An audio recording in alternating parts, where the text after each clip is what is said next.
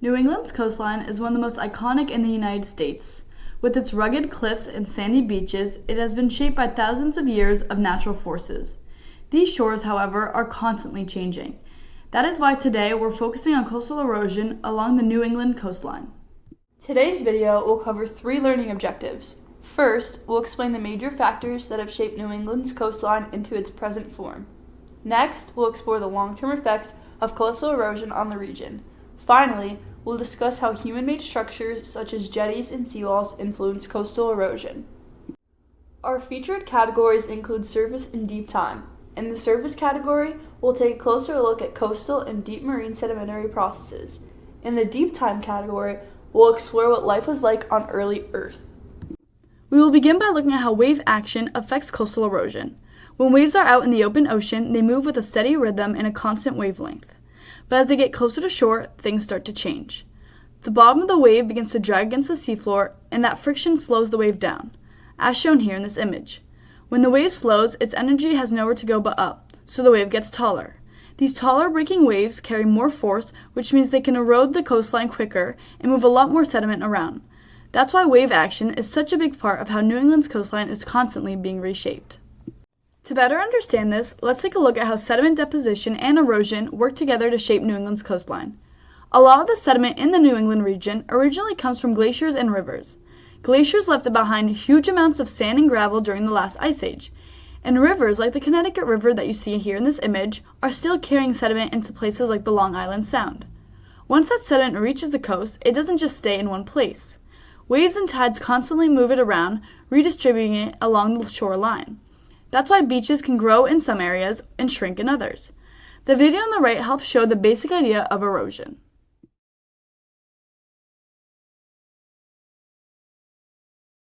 As shown, when wave energy increases, we see more erosion, meaning that sediment gets picked up and carried away.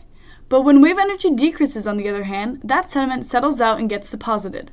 So the balance between erosion and deposition is always shifting, depending on conditions like storms, tides, and sea level changes. Tectonics, glaciers, and sea level changes are also factors that have shaped the New England coastline. Specifically, we'll look at Connecticut and the Long Island Sound over thousands of years.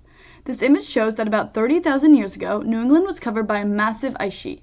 This glacier pushed down the land and scraped away rock and sediment as it moved. Around 20,000 years ago, the glacier began melting and retreating. As it melted, huge amounts of water and sediment flowed off the ice and collected in what would eventually become the Long Island Sound. You can see early lakes forming and sediment building up in the region. Finally, from about 5,000 years ago to today, sea levels rose and flooded the area between Connecticut and Long Island. That created the Long Island Sound as we know it today. The coastline has continued to change as waves, tides, and rivers have shaped the land. Now, we will examine the long-lasting impacts and patterns coastal erosion has on New England's coastline. Sea levels are rising, which is causing more flooding and erosion along the shoreline. For example, in Massachusetts, we could see anywhere from 4 to 10 feet of sea level rise by the year 2100. Coastal erosion not only alters the shape of the shoreline, but also threatens natural features including beaches, dunes, and wetlands, as well as human systems such as homes, businesses, and ways of transportation. If you look at these photos from 2006, 2015, and 2021, you can see the extent of coastal change over time. Areas that were previously considered stable are now at the shoreline's edge, and certain structures may face risk from erosion. When looked at through satellite images, the difference is even clearer. If consistent patterns continue, significant portions of land may be submerged by 2100.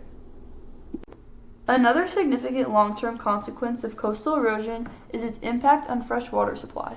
As the coastline erodes, saltwater can push further inland, which creates both health and safety concerns. One of the main concerns is called saltwater intrusion. This is when seawater starts seeping into freshwater aquifers, which are the underground sources we rely on for drinking water. When this happens, water quality declines, causing other utilities to be more vulnerable to flooding, especially when saltwater mixes with the freshwater reserves. You can see how this works in the diagram on the right. It shows the land surface and water table with freshwater stored underground. As the coast erodes, seawater pushes inland, creating a zone of dispersion, where freshwater and saltwater mix. The arrows show how saltwater moves into the freshwater, which really drives home how erosion can threaten our groundwater. Coastal erosion impacts more than just land, it also threatens vital resources that communities depend on for drinking water and the stability of infrastructure. Coastal erosion is a natural process, but in New England, people have altered the shoreline by building structures like seawalls. A seawall is a barrier constructed right next to the shoreline to protect homes and roads from waves. The issue is that when waves strike a hard wall, the energy doesn't get absorbed like it would by sand. Instead, it bounces back, making the water in front of the wall rougher and actually pulling sand away from the beach. Research from Connecticut and other New England states indicates that beaches with seawalls generally erode faster than nearby natural beaches because the wall prevents sand from moving inland during storms. This means that the beach can't rebuild itself as it usually would. So while seawalls protect buildings, they often cause the beach directly in front of them to disappear more quickly.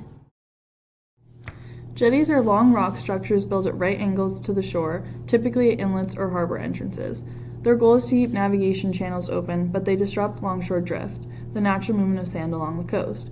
When waves hit a jetty, sand accumulates on the side facing the waves, while the opposite side is cut off from its sand supply. This results in erosion hotspots. This pattern is evident in New England, particularly in places like Rhode Island and Massachusetts. Studies show that after a jetty is built, the downdrift side can begin eroding several feet each year. Like seawalls, jetties address one problem but create another by interrupting the natural flow of sediment. These effects are especially noticeable in New England because our beaches don't receive much new sand. We lack large rivers delivering fresh sediment to the coast. Most of the sand we have is leftover glacial material. When seawalls remove sand from the beach or when jetties block sand from moving along shore, there isn't enough new sand entering the system to replace what's lost. This leads to long-term sand shortages. As a result, many states in the region are turning to nature-based solutions like living shorelines, which absorb wave energy instead of reflecting it and allow natural processes to continue. To further examine this effect, we can take a look at the 2013 peer-reviewed article, Geomorphic and Human Influence on Large-Scale Coastal Change by Cheryl J. Hapke.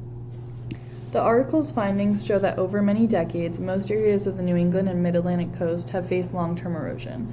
However, when focusing only on recent decades, erosion sometimes appears less severe. That doesn't mean the coast is recovering, it means human development is influencing what the data reveals. Engineered inlets, jetties, and hardened shorelines can distort natural erosion patterns by trapping sand, blocking sand, or forcing the shoreline to act differently. Because of these structures, measurements don't always reflect the true natural erosion rate.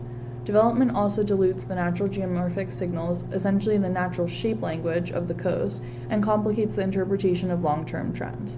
Overall, the main takeaway is that human activity not only alters the shoreline, but also changes how the shoreline seems to be changing, making it harder to analyze and predict erosion in this region. So let this be your call to action. You can help slow coastal erosion and keep New England shores the way that we know them. Get involved in community cleanups and dune restoration.